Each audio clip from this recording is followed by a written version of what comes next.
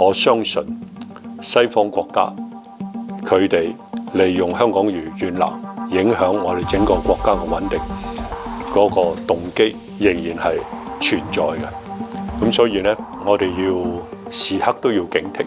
會唔會再次出現類似黎智英同埋《蘋果日報》啲事件？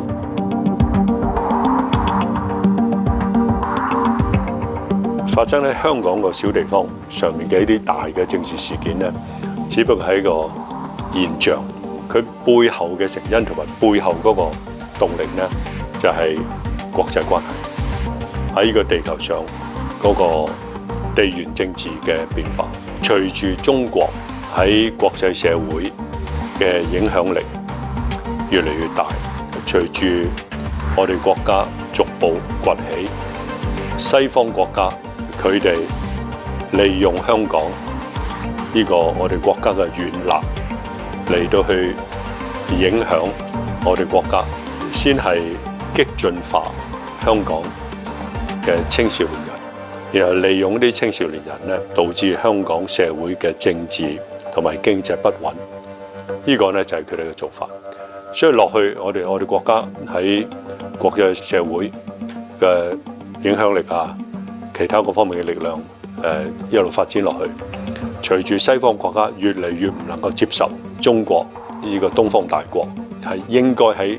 國際間佢有一定嘅地位同影響力嘅，我相信西方國家佢哋利用香港如軟肋，影響我哋整個國家嘅穩定嗰個動機仍然係存在嘅。咁所以呢，我哋要時刻都要警惕，會唔會再次出現類似黎智英同埋《蘋果日報》啲事件？但係我要同時呢個要強調嘅係乜嘢呢？就係我哋都唔能夠話因為咁搞到我哋自己太緊張，搞到香港嘅地方咧，從一個開放嘅地方變成一個封閉嘅地方。我哋要拿捏好一個咧，我哋繼續去維護國家安全嘅需要，同時落實好一國兩制、港澳政府高度自治，讓香港仍然係一個高度開放嘅、高度包容嘅國際社會。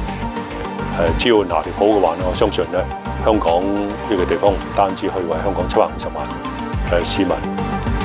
爭取更加好嘅、更加繁榮嘅明天，同時咧可以為